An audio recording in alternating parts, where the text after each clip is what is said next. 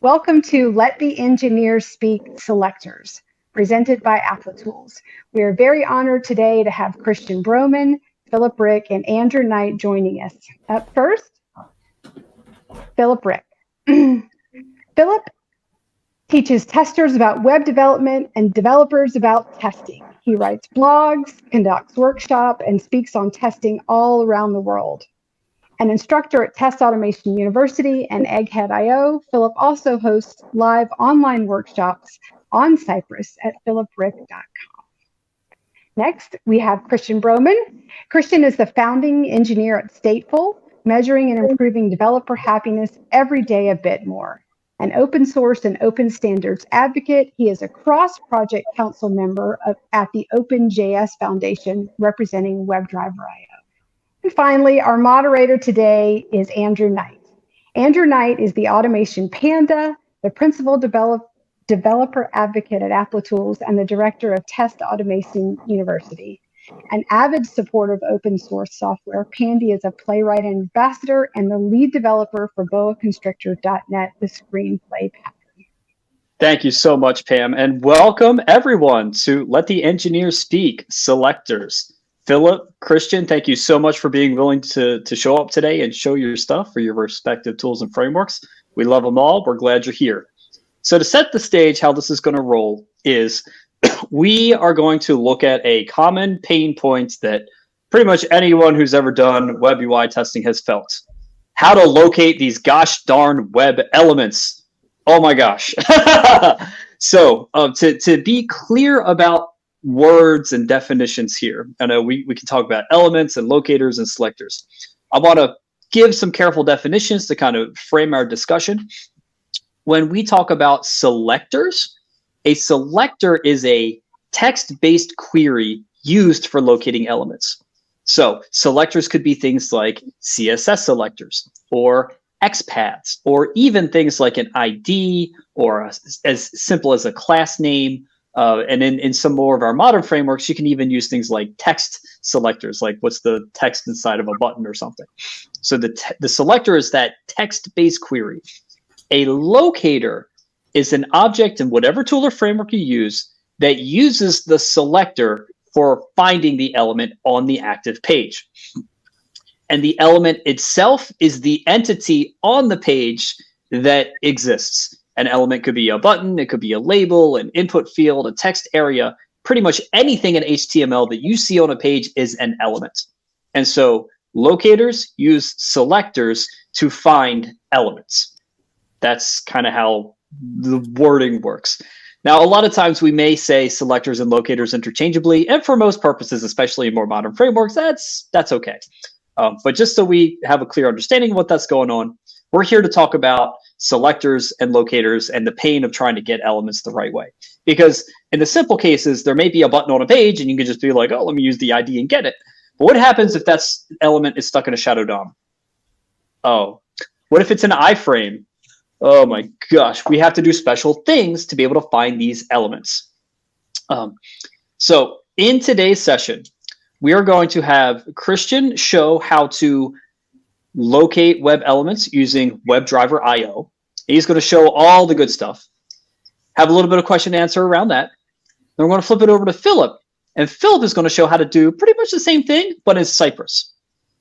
Take a little bit of question and answer, and then we're going to come together and we're going to just talk about compare and contrast of these both of the different approaches we would take between these two frameworks.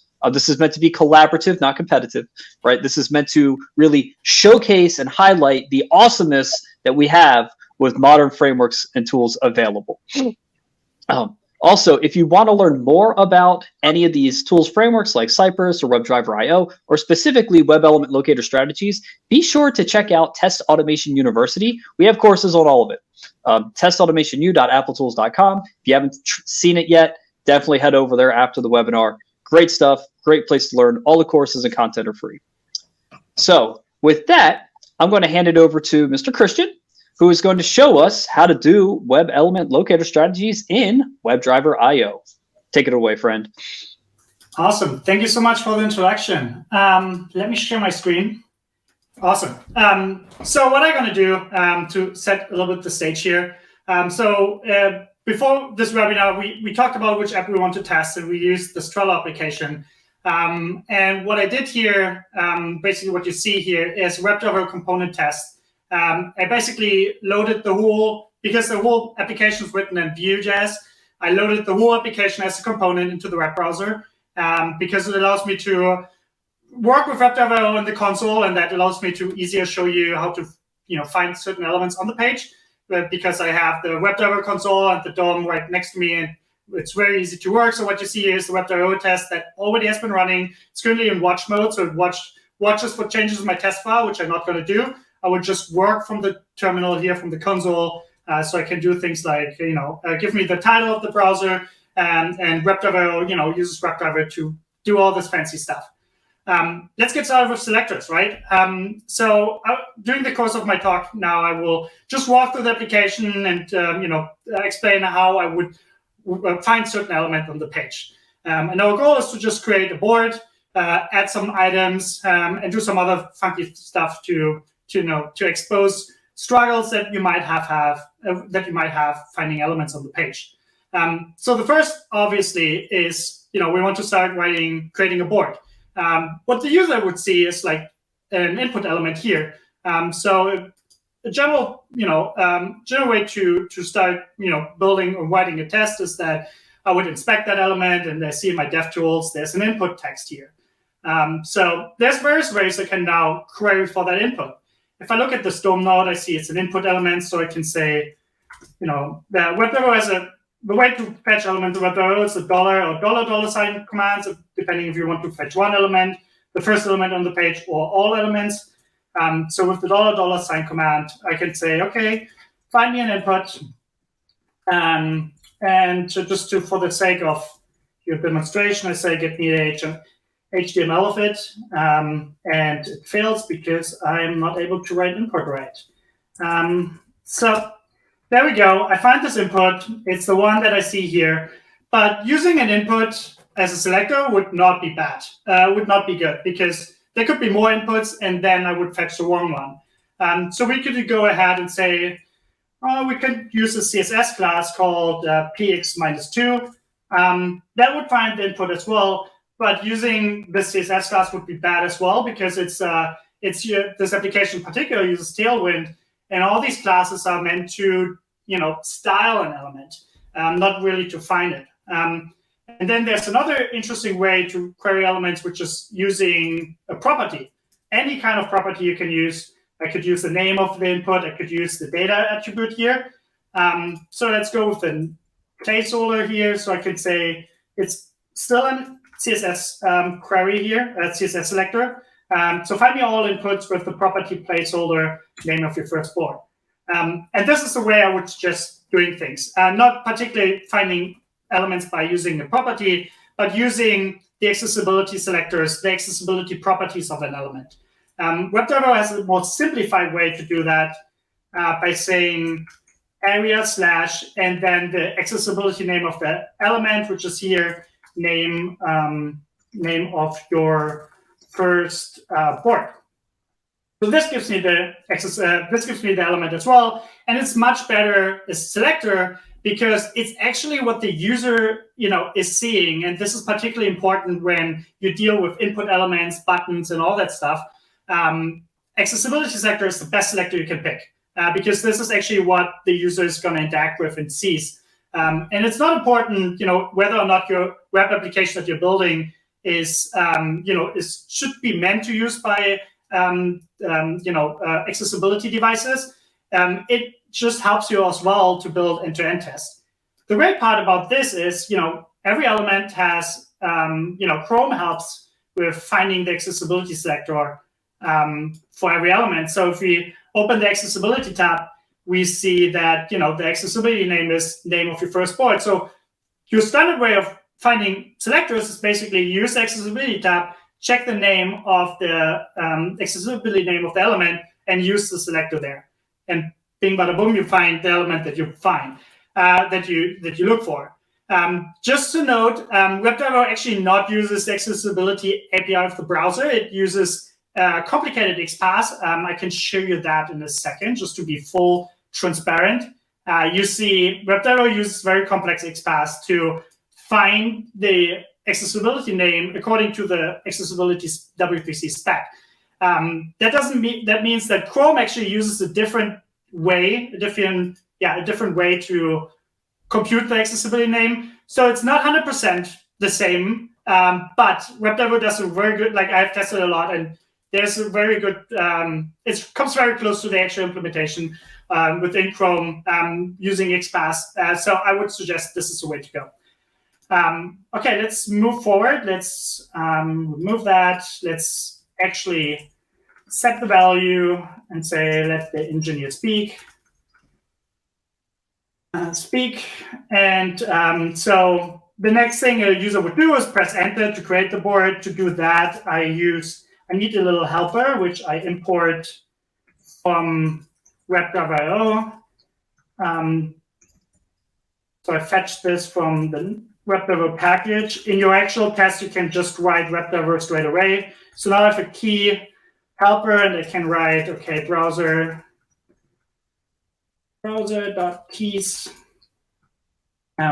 key.enter. Boom, and I have a board. Let's continue with our quest writing, creating a list now.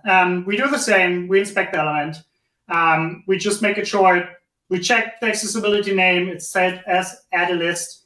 And we just do, actually in this one, we want to click on it. Hey, Christian, one moment. Could you please increase the text size of your screen? Some folks in the chat are asking. Okay. Oh, that's better. Is that good? People in the chat, thumbs up, thumbs down? I think that's a bit better. Awesome. Yep, I'm seeing thumbs up. Okay, thank you. Go ahead. Awesome. So we say add to list. Oh, actually, it's not finding the one because it's a small lowercase l. We continue. We check here. We have an input that has a placeholder, so we just continue that. And I just want to create a couple of entries so we can play around with it.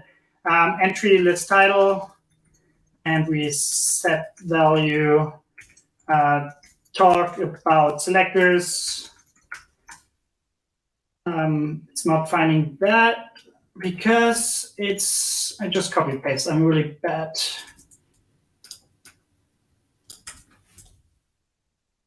Perfect. See, you can copy paste, no errors happen. Talk about sector. I want to create another one.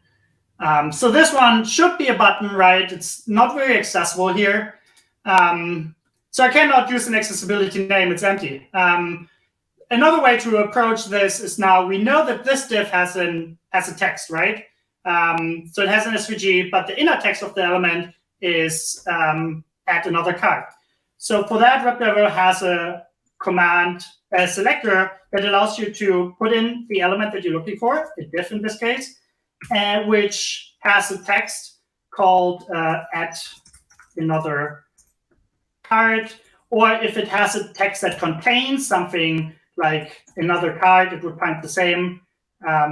So I can click on this now, and it would find me a div that has a specific text. This actually is not finding. I thought I would have fixed it. But to work around this, WebDriver can also do functions. So this function would be injected into the page. So what I could do here is, okay, I want to find, I use the query selector. So you use some JavaScript to find a div.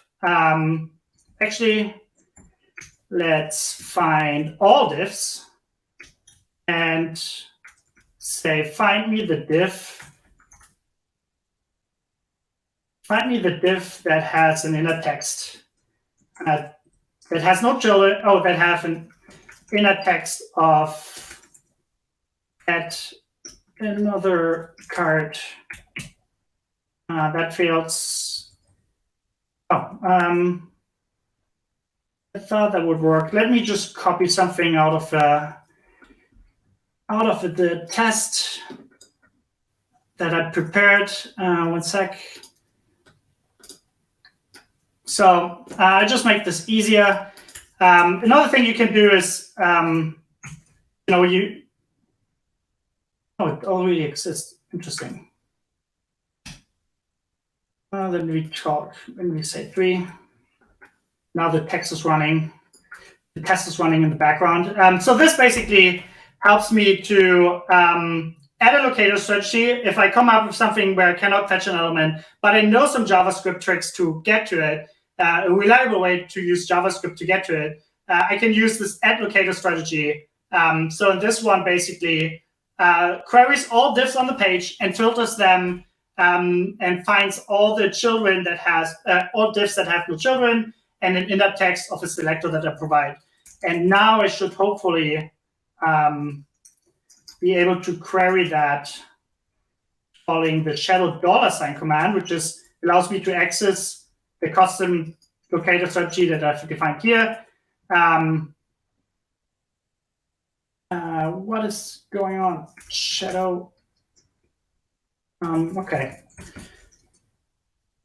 This is interesting. This is the demo times, right? I thought I would.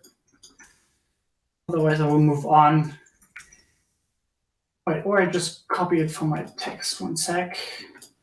This is the fun stuff when you do demo things. Oh, custom. Oh, I'm already jumping ahead. This is not a shadow element. This is a custom element. There we go. So I can find now an element that contains selectors. And just to get the text of it, very nice. If I put nothing in and I've tried to find all elements with this custom $, I cannot call get text on it, but I can say map over it and get me the text of all of them. Then I get all these 3 elements, and I can assert that 3 cards have been created. So that was a little bit hard, but this is just because I cannot type. Again, you can inject some JavaScript using the same command, but you inject a script that will be run in the browser. To simplify the example, let's say I return the body, and I call get tag name, and I get the body element. So you can use JavaScript if you have a complicated way, if you don't have accessibility selectors for you to work with. Another thing, someone on Twitter asked me, hey, how do I traverse through the DOM with WebdriverIO? WebdriverIO has commands for that as well. One thing to do is you find an element that you want to start with, and we want to go, let's say, to the star button.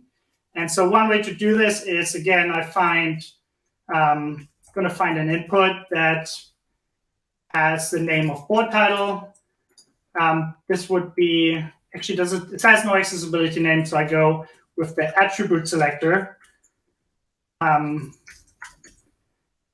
I'm going to find this just to make sure that we are right. Yep, that looks correct. So there's a way to go to the parent element called parent element, and then we would be in this section. And to go to the star now, to the star button, we just call, we chain the next command and call next sibling. Actually, it's next element. There we go. And now we are at this element, and we can say, okay, now I can do the action with it. So with WebdriverIO, you can, and now it turned yellow, can click again, and it should, it's enabled and disabled. So with WebdriverIO, you can chain all these element queries next to each other, and then say at the end what you want to do with it with just a single await. WebdriverIO uses a proxy in the background to just transform everything and execute the promises after each other so that they're available. One other thing you can also do is query elements by find links with certain text. So I can say it's the same principle, star with nothing in the front, star and equal defaults to a link, and I can say, coffee and love, and it will find the link that you probably don't see in the bottom, which suggests you to buy Filip coffee and love because he built this awesome app. This is basically the same of saying, find me a link with coffee and love, but if you don't put anything in front of it, WebdriverIO uses the default here. So this is the basic selectors. Before we move on to the shadow DOM, let me summarize. I would always suggest to go for the accessibility name of an element. You have the dev tools that give you the name of it. If you don't have the accessibility name available, improve your application if possible. And if not, there are other tricks like finding an element using JavaScript through properties that the DOM node has. But ideally, you should, act as a user, and the user doesn't see if the div has certain properties. So go with the property that the user is using. Let me stop sharing and switch to a different component that I've set up to show you how to work with shadows, with shadow roots. And I see that I'm almost at time, so I will speed myself up. I'm sharing screen again. Window, there we go. So as you can see, you see nothing. This is okay. I open DevTools. I will increase the font size. Hope you guys can see. I will filter some things out. And so this is an empty, like the component got already cleaned up. So I will add it back in. So here I have a lit component. Right here, a lit HTML component, basic web component. And what's cool with that is, let's bring everything in place. So here now you can see, this is my timer, and it has a shadow root, and it has multiple elements and a nested shadow root. So if I want to access this button here, then you will see that it's not possible. It says error. Because the element is not being found. I don't have access from the main page to that shadow root because that's the thing about web components. They don't give you access to that, which is great because they're very encapsulated and allows you to write cool encapsulated components. WebDriver has two things to deal with that. It has, for one, the deep shadow root selector. So you start with 3 of these characters and you say, okay, find me all buttons in whichever shadow root they are. And as you can see, this works. Actually, it should be HTML. It finds me the button that allows me to access the click element. So it basically goes through all shadow roots. Like, let's say I want to find the 7 here. It's within 2 shadow root elements, and I can do the same by saying, find me a span. There are 3 spans on this component. So find me a span that is within the timer display component. And to here, I need to use get text. And then it finds me 7. So I don't have to do much. WebDriver runs a bunch of JavaScript to find you the right element that you're looking for. A different way to do the same is using the browser.shadow command, which basically allows you to switch to the search within the shadow root. For that, we have to first find the web component, in this case, my timer, and then I can look within the shadow root of that component. So I can, query these selector commands after each other to really, go through the DOM tree and find the right element that I'm looking for with the shadow $ command, or you just use the one deep selector that WebDriver provides that does everything for you at once. Okay, and lastly, I want to show you, the integration with WebDriver and Applitools. As you know, you see the right MacBook Air, this one, share. And so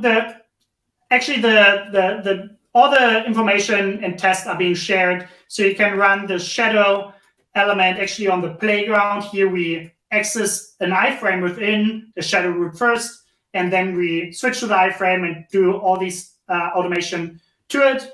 So you can replay and use the example code to check it out again. But what I want to show here now is go to my project page here and stop my shadow root example. I will just start running the Applitools end-to-end test.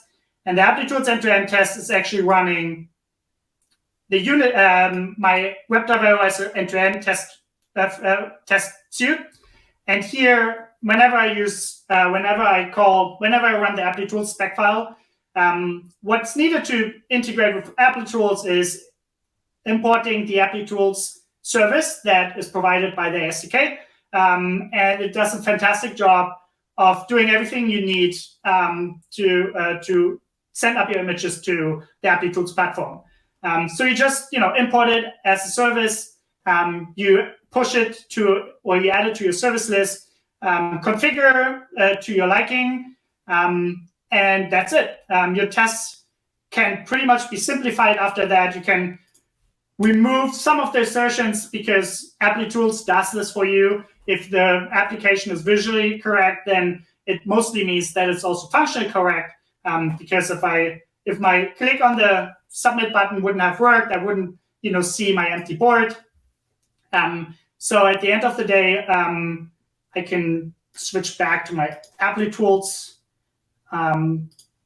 browser and show you that so you see that the tests that I just run are now on Applitools. They have been compared against Firefox and Chrome at the same time, even though I was just running one test. Yeah, they work great. So that's my take on selectors. Again, check out the example application that I provided. You can run the test there and check out the examples there. If you want to fiddle with WebDriver selectors, I recommend do it in the browser as I just did. And if you have any questions, let me know. That's WebdriverIO. Awesome. Thank you so much, Christian. In fact, we have some questions in the Q&A that I'll bring up. So first question comes from Joshua Hayden. For WebdriverIO, is there documentation on how to run WebdriverIO in DevTools like this to be able to use the browser and the dollar signs? This would be very helpful for us for day-to-day test implementation. Yeah, so all you just saw is actually not using DevTools at all. It uses the Chrome driver in the background, which is automatically spun up by WebdriverIO by the test runner using the Chrome driver service. So there's no DevTools involved. You can obviously also use the DevTools automation protocol or the DevTools protocol to automate the browser. The functionality is the same. WebdriverIO executes the same XPath, the same, there's a compliant DevTools implementation to the WebDriver protocol so that the WebdriverIO APIs works on both. But you really don't need DevTools to do all these accessibility selectors to test your application. Cool. Yeah, I thought that was a pretty nifty trick when you're showing that there, because I'm just used to regular DevTools, but showing that was a little bit nicer. So we have another question from Nanda. I'm guessing this is kind of in the same vein as the previous one. How is WebdriverIO integrated with Chrome console to type await browser? Was that just that Chrome driver service you're talking about? No, not at all. It was all using WebDriver. So with component test, it's similar to what other frameworks do as well. You actually run a website that is generated by WebdriverIO, and WebdriverIO injects a couple of JavaScripts that allows, and it loads WebdriverIO within that page as well. And then WebdriverIO basically sends commands back to the Node.js world, where it's then executed by Chrome driver, and then the responses are being sent back to the browser. So basically, WebdriverIO as a framework is being injected into the browser to give you all the access to the APIs. And the actual commands are, however, run by Chrome driver. Yeah, that's how it works. Nice. Cool. So I'd like to ask one more question here. And this one comes from Chad Bellin. If we're also testing in other languages, wouldn't using the accessibility text fail? Would the IDE not be faster in finding the element as well? I'm not sure what other languages mean. If your test framework uses PHP or Java or Python, you can use the same accessibility selectors by using the same XPath as WebdriverIO uses. WebdriverIO just has it takes a selector string and it figures out, tries to understand which selector type you want to use. And everything, if you start with WebdriverIO with the area /, it understands you want to do an accessibility query. So it creates the name after the / into an XPath and then sends it to WebDriver. And WebDriver is a universal protocol. You can use it in all languages, as we know. And so if you use Python, Selenium and Python, you can basically do the same and create your own helpers to do that. So that's that. Sure. So I think the question was supposed to be not programming languages, but people languages like Spanish or German or French or Slovak. So if we're looking at the languages that we use and speak, then how does that impact your what you would say about using accessibility text? Still, Right. still. In this case, I guess if you have a website that has multi-languages, I guess you have also a system to inject those or to maintain this multi-languages. You can use this tool to kind of like fetch to get the accessibility name of that particular language you test the website in. Otherwise, you can say I only test in one language because I would assume it would not be different in other languages.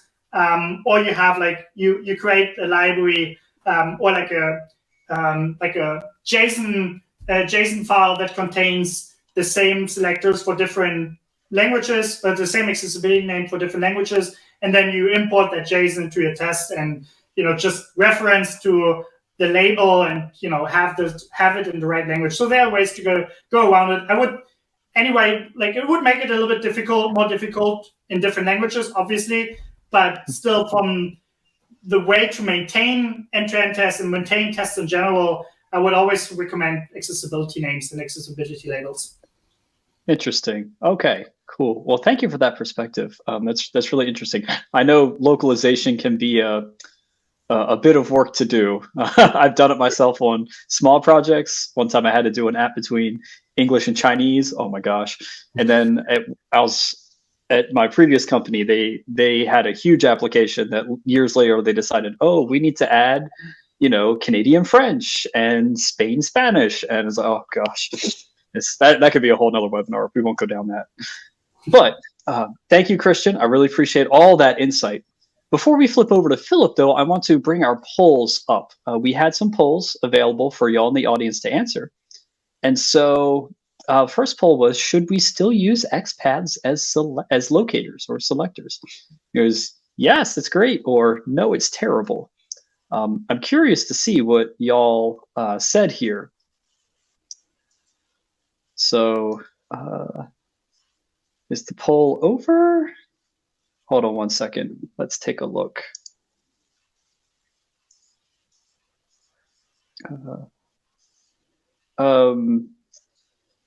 One moment. Let's end the poll.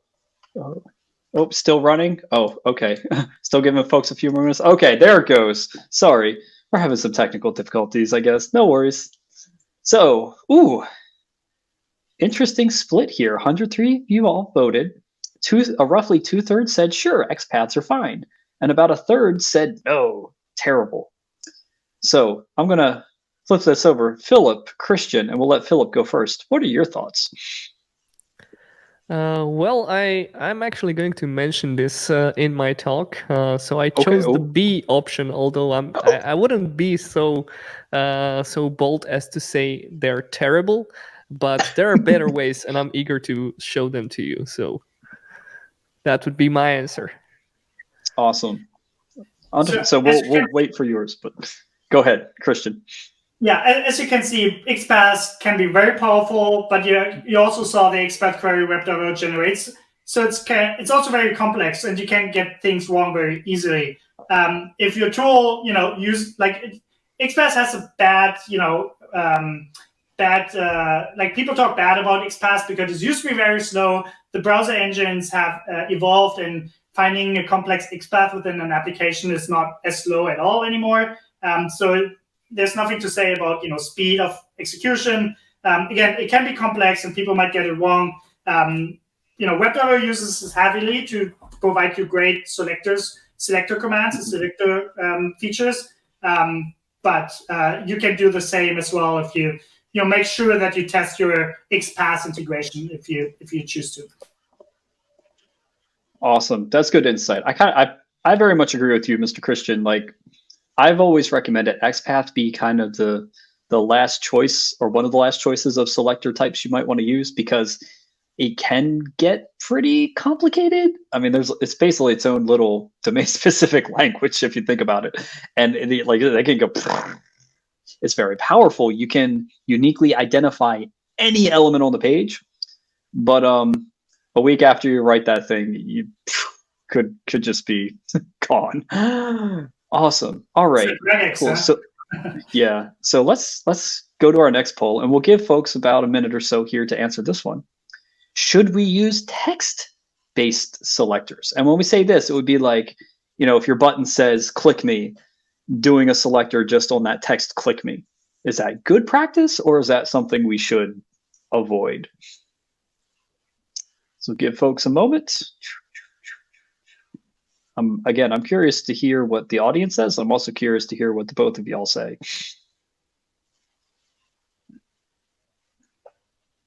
Bum, bum, bum. Man, I want to wait to ask you two, Christian and Filip, because I don't want y'all swaying the audience vote here. Okay. So letting results fill in here. And whoa! Woo! That is a near 50-50 split. Only 2 votes different, and the 2 extras are on the no. Wow. Okay. Filip, Christian, tell me thoughts. Well, I guess this is a great demonstration of the like the answer, the general answer, like it depends. So I guess it shows that it really depends. Yeah, I advocate for accessibility selectors a lot, because that's at the end how the user interacts with your page as well. And if your user cannot find and see the element, how should a test should do it? There's obviously edge cases to that, and details around it. That doesn't mean you should always use accessibility selector, but it would be your preferable choice if you have the ability to do so. So I would vote yes. Interesting. Yeah. This is something that for me, like, when I was a younger panda, I would have said absolutely not. That's because there could be false positives and all that.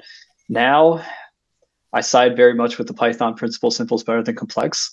And so if I'm expecting that to be the only blip of that text on the screen, I would be like, yeah, sure, why not? It's there. It's easy. Cool. Alrighty. Yeah, if you think about it, like a send button will always be a send button. There's no reason to change that. And if it changes, then you probably want to know. So I'm leaning more towards yes. Cool. Yeah. Awesome. Alrighty. So now that we've had a nice poll of intermission, Filip, I want to see what you have to tell us about selectors in Cypress and how we can overcome these pain points. Can you take it away? Yeah, let's talk about that. Selectors in Cypress.io. So let's start with the basics, and then we move on forward with the more complex stuff. So whenever we are talking about selectors in context of web applications, we want to find this is basically what we are trying to target. It's an HTML element. We usually have a structure, so we have an h1 element inside of div, right? We have a class, we have an ID, we might have some other attributes like data, CY, placeholder, name, whatever. In Cypress, we got 2 basic commands that can help us with selecting these. So it's either CY_get or CY_contains. So let me show you how that works. I'm going to make this a little bit bigger so it's well visible.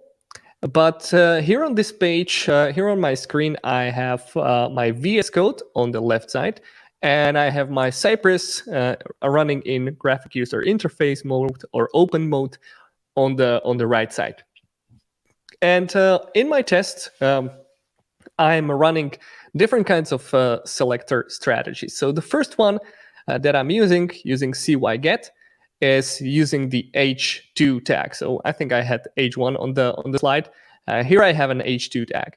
Now, if I go over to Cypress and I hover over this command, this h2, it's actually going to highlight the selector that I have selected.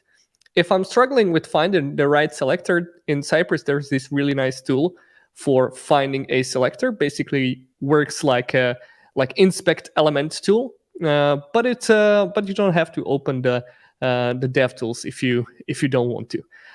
So if you need to find one, that can help you.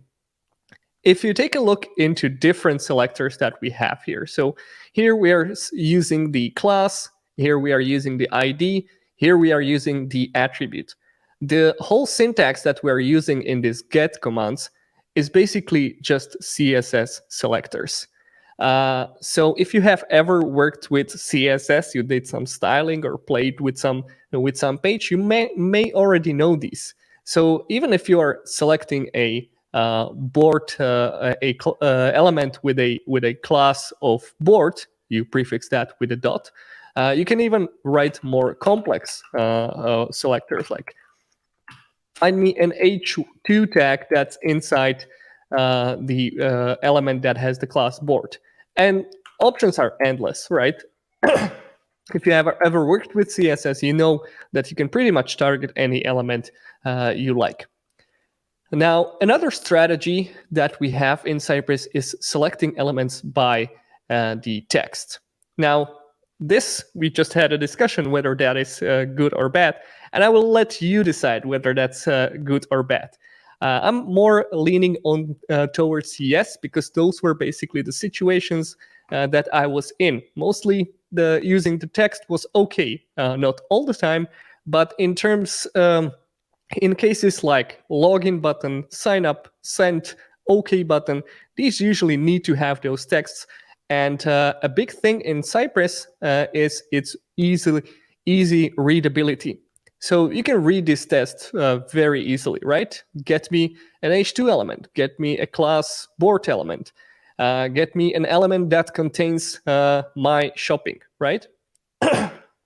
So whenever we are selecting elements using text, an additional thing that we have in Cypress is that contains command, and that's the difference between get and contains. Contains command will only select one element. And it's actually going to look for elements within some context. So for example, I have these two texts. I have my shopping, and then I have my.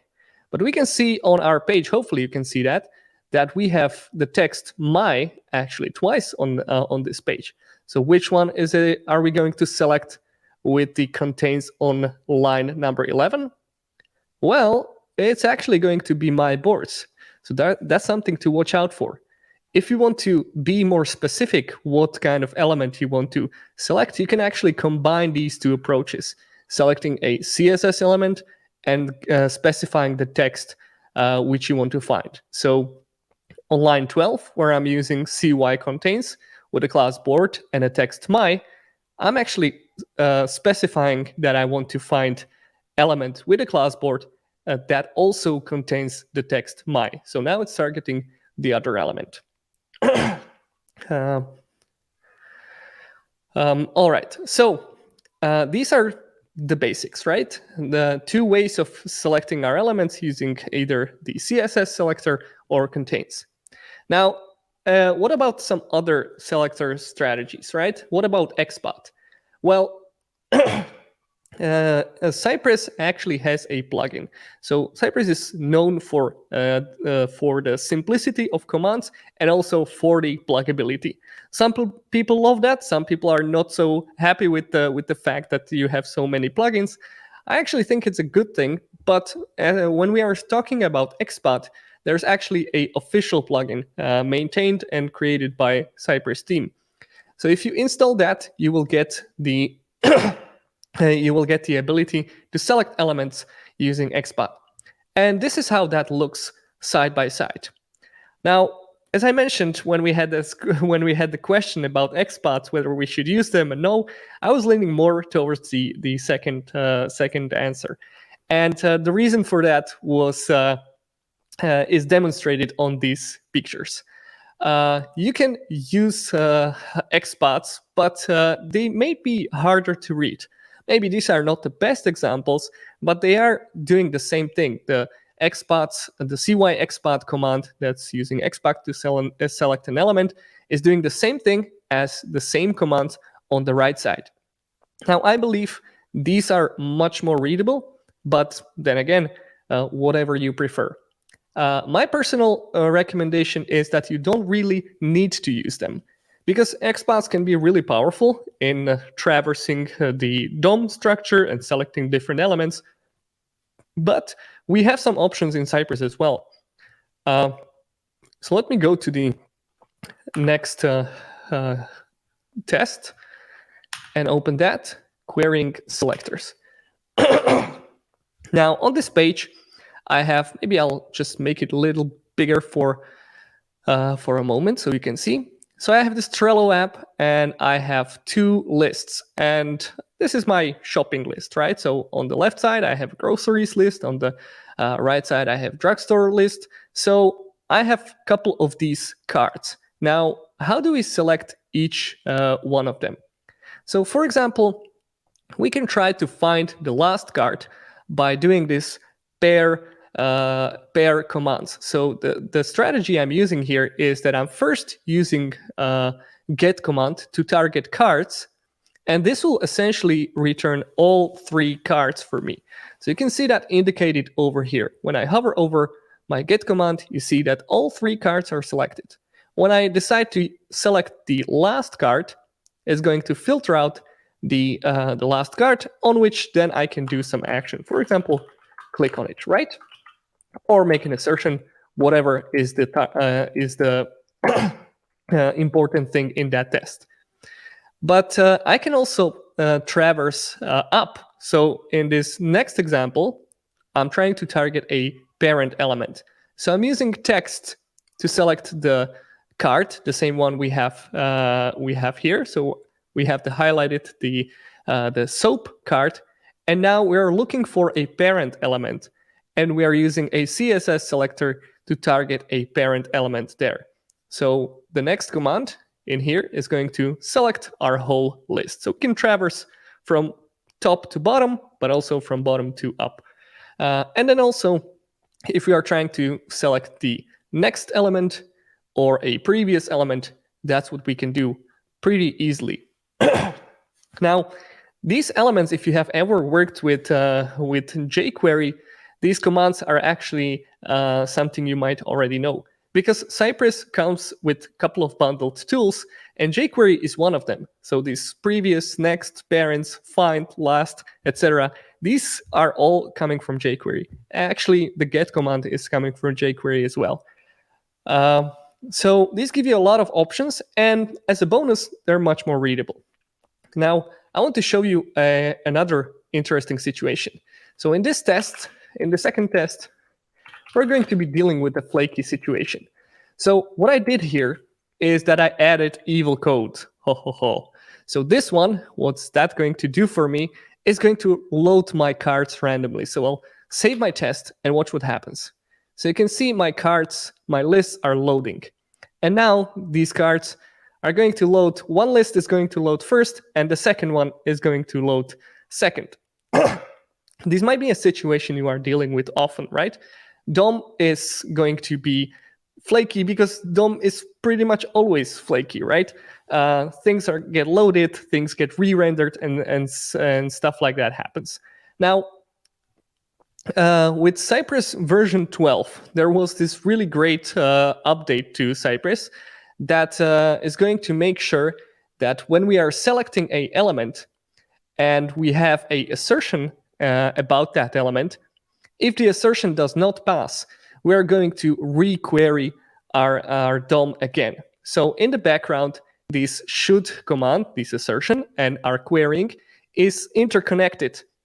So what that means that even in a situation, so here we are asserting that the last card is soap. So if we are in a situation where this first list loads first, let me run it a couple of times so we can see that.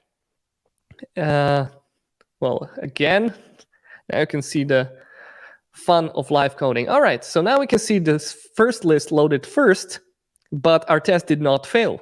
Because even though we were targeting the last element, our Cypress query chain was retrying and retrying until the assertion eventually passed. So when the third card element actually appeared, our assertion has finally passed. So this is, I think, really, really powerful way of dealing with the flakiness of DOM. and how to make sure that we are targeting the right element. All right. Let's now go ahead and try to look for some tricky situations. So in my next test, I want to show you how to deal with shadow DOM. And I would call that tricky situation because I have actually not too much experience with that. So it was tricky for me. Maybe you're a pro with that. Definitely Christian was. But I had to deal with that a little longer. Anyways, here's my test. So by default, Cypress is not going to look for shadow DOM elements. It's going to look for DOM elements. If we want to include the shadow DOM elements, we have a couple of options. Now, every command, as the one we have here, has a selector. So this is the shadow element, and then we have an additional argument. These additional arguments can do a lot of stuff, right? We can not log our command in the timeline. There are a lot of options, and include shadow DOM is one of them. So this is useful if we don't have too many of these shadow DOM elements on page. There's an alternative option where we can use a command shadow, which essentially does the same thing. Now, if we have a lot of shadow elements on in our application, we can use a different approach, and that would be to go to our config and change this option, include shadow DOM, from false to true. So by default, it is set to false, but if I set it to true and save my configuration, I don't have to add the shadow or the argument include shadow DOM. It's just going to look for those elements automatically. So yeah, I guess nothing too special needs to be done. Just when you have this kind of application, you need to add that to the config. Now, another situation is the iframes. So let me show you an example. And I know about iframes in Cypress. So Cypress has been notoriously known about not having support for iframes, and but I would probably use a different word. It's not like it doesn't have support for iframes. It's that we don't have an iframe command. I think the reasoning is the following. So whenever we traverse, whenever we interact with this timeline that we have in Cypress, we can sort of travel back in time and to see the state of different of our application as it was during the execution of that command. Now with with iframe, what we get is we only have this placeholder, because in order to support the iframe, Cypress would have to do the snapshot of the iframe as well. So, but the other thing here is with iframes that Cypress is actually being executed inside browser. So we are already inside the browser, and the iframe is there whether Cypress has a iframe command or not. So essentially, if you want to access it, you can. And I have a little code snippet that looks like this, and it's actually a way of dealing with the iframe. So basically, you write a Cypress promise that will resolve the contents of the iframe. So this is something you could add to your code base. You can add your custom command, and this promise thing means that it actually will retry. So if the iframe takes a little bit of time to appear, it will resolve when it appears or when the timeout eventually times out. Another way of dealing with that is installing a plugin. So Cypress is big on plugins. If you want that iframe support, you can install a plugin. Pretty much that's all you need to do. All right. So let's move on to another topic, and that's selector recommendations. Now, I've shown this slide for a brief moment. So Cypress works best when you have your code when you have your test code along with the code, with the source code, right? And they are part of the same repository. For that reason, this is the recommendation that Cypress gives in the documentation. So don't try to use generic HTML tag elements or classes. IDs are better, but not so much. Then we have HTML name attributes and title attributes and whatnot. And then the best way is to add your custom data CY or data ID or data test attributes to your application. So as you create your test, you will create those IDs as well. So basically the recommendation is for the attribute to only have one row. If you need a test, create an attribute, and that will do a single job. Be available for end-to-end test, right? So don't rely on an element that has another job. For example, like class that is supposed to be there for styling elements. Once you go through a rebranding and you change all your blue elements to red, your functional tests are going to fail, and that's not really what you want, right? In fact, you might want the opposite. Maybe check whether after we did a refactor of our CSS elements, we want to make sure that functionally everything is still okay.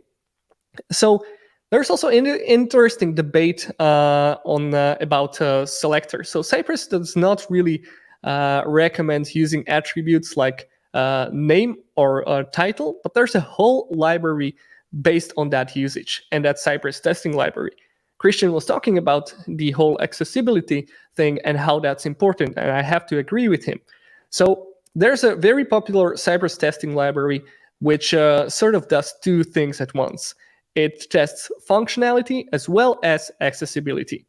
And I'm a big fan of this because your tests will now become not only tests for functionality, but also a requirement for accessibility standards. So as you write them and use these commands from the Cypress testing library plugin, so for example, find by role, find by label, or I think there's find by area label or something like that, then you are not only checking the functionality, but also you give the application sort of an accessibility requirement.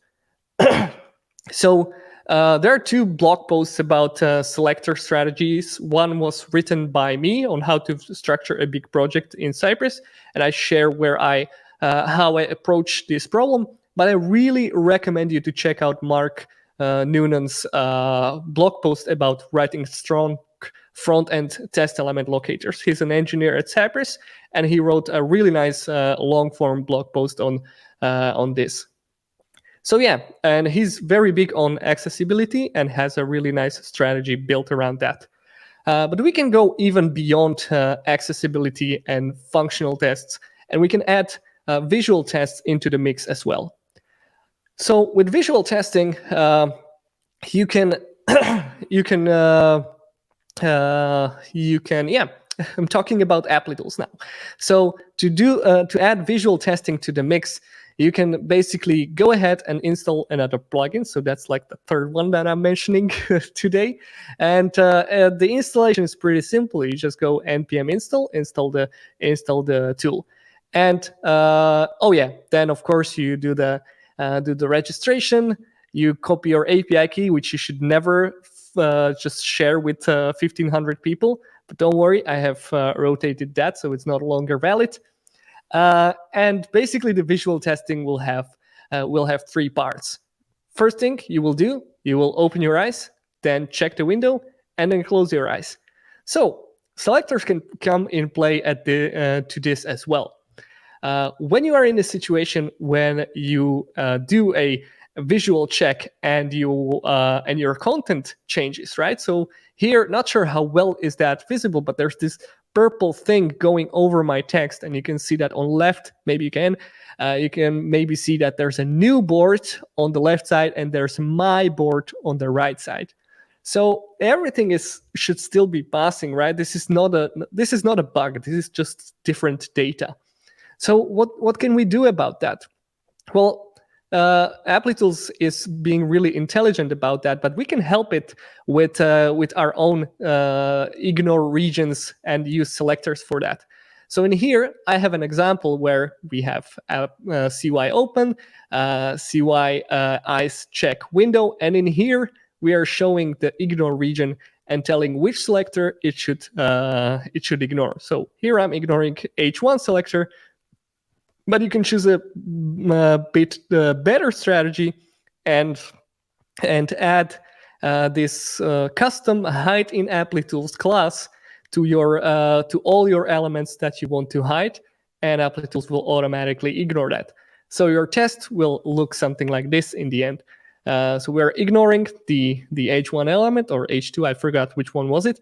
Basically, we're ignoring the content, and we're by basically just passing the selector of the element we want to ignore. I believe there are some options to do that in the dashboard as well. So if you want to try that, go ahead. But the selector strategy I just shown you works as well. Philip, for all that information, I mean, that kind of blew my mind on some things. Like just seeing those side-by-side comparisons of like, here's XPath, but here's the same thing in Cypress without XPath. Like, whoa, that's really nice. Yeah, and the thing I like about that is that you can read it almost like a sentence. Like, get me these selectors and give me the last one, or give me the parent element of that one. And I think that solves that gives you like all the power of XPath, but also gives you a readability which XPath doesn't really have. Yeah.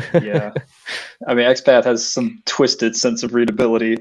Oh my gosh, I did too much of it. So I look at it, I'm like, yeah, of course I get it. But other people probably look at it and like, man, is this Greek? What the heck? Alrighty, so Philip, the Q&A has been blowing up for you. Oh, okay. So I'm going to ask you a few questions. First question, is there a technical reason why XPath is not just baked into Cypress out of the box? That's a question I find very hard to answer because I'm not in the Cypress team. Maybe that's like a mild way of discouraging it. I don't know. I can take a swing at it. Maybe knowing how WebDriver works. I believe it's basically since Cypress runs tests in the browser. There's no JavaScript APIs you can use to transform the XPath and find the element through it.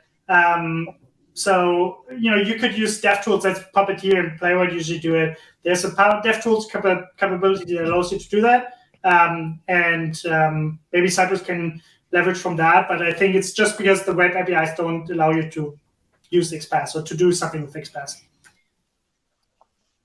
Interesting. Oh, cool. I didn't know that, but it makes sense. Yeah. So there's a follow-up question that is in the similar vein, and this can be quick.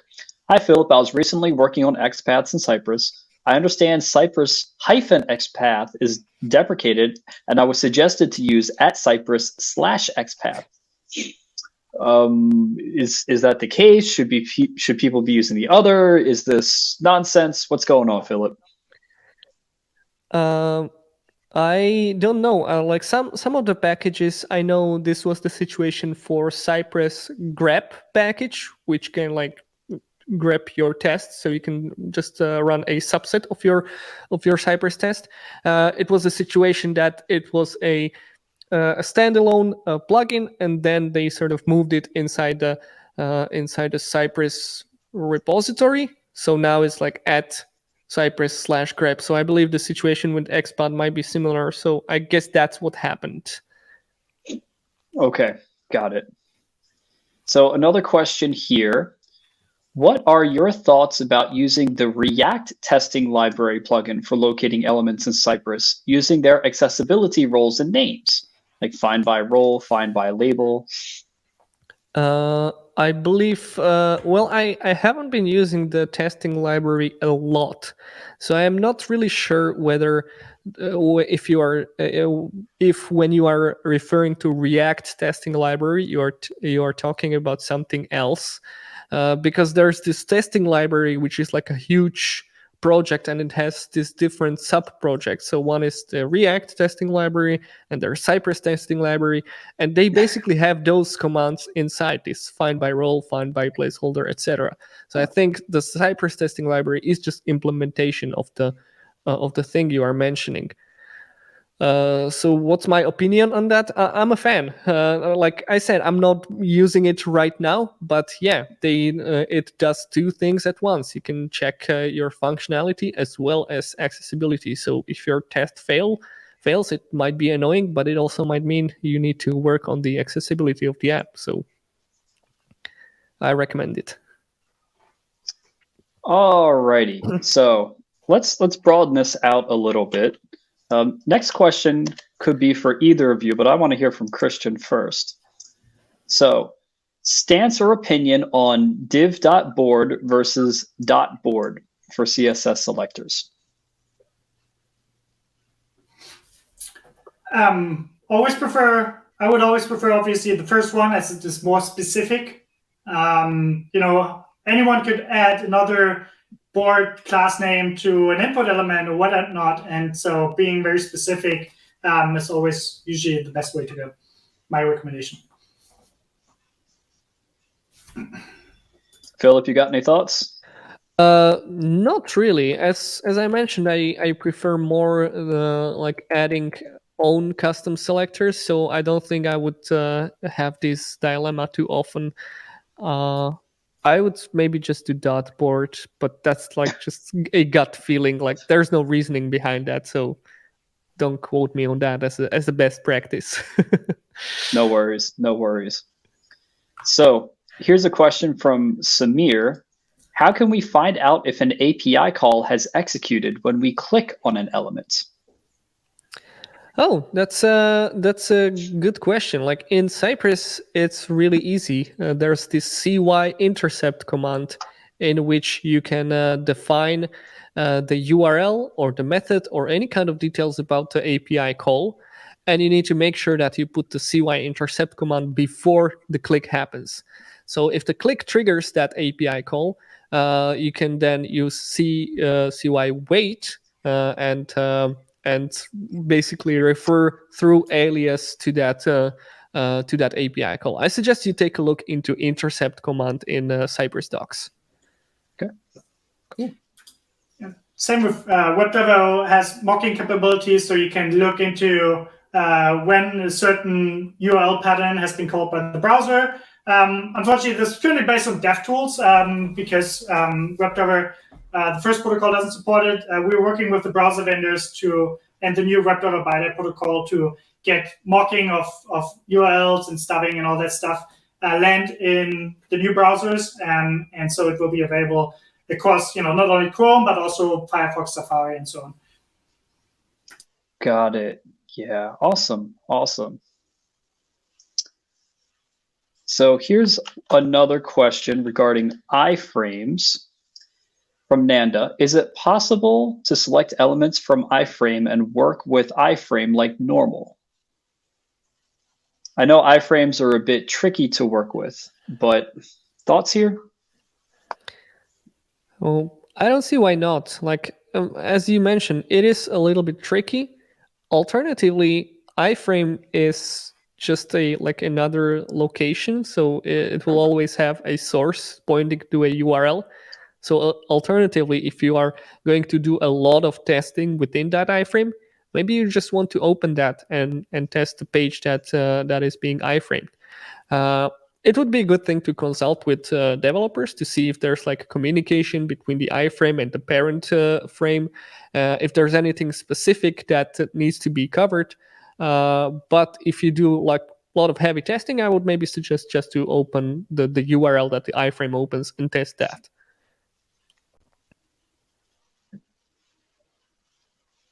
Christian, you're Christian, on mute. I believe you're mute.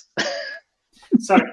To speak about WebdriverIO, an iframe is nothing else. Like it's almost similar to a shadow DOM, just that an iframe has much more browser context than just a shadow DOM. But so WebdriverIO has an issue currently. So to implement the deep shadow selector for iframes as well, so you could do this, 3 characters and then name any CSS class. and it would find it in iframe, make it finding an iframe very easy. But you can always switch to an iframe and then query it. So it's a little bit more difficult with iframes, but it's doable. Awesome. Great. Well, we have way more questions that we have time for, and we are quarter past the hour. So what I'm going to say is let's call it here. I'm sorry, everyone, we couldn't get to all of y'all's questions. Christian, Filip, thank you so much for being part of this event today. I feel like I've learned a lot just by sitting here listening. Thank you very it's much really for cool having us. Oh, yes. I mean, there's so much cool stuff here for both WebdriverIO and Cypress. I even see like people in the questions in chat asking about like Selenium and Playwright. And I'm like, oh my gosh. So what's next in the Let the Engineers Speak webinar series? Test maintainability. Coming in May, we've got 2 more engineers, Marit from Selenium and Ed from Robot Framework. They'll be discussing test maintenance, test maintainability, all answering all of your questions about that. So you can sign up for that in the chat as well. Again, thank you, gentlemen, for joining us today. Thanks for having us. Thank you very much. This was fun. Bye, everybody. Thanks, everyone. Bye-bye.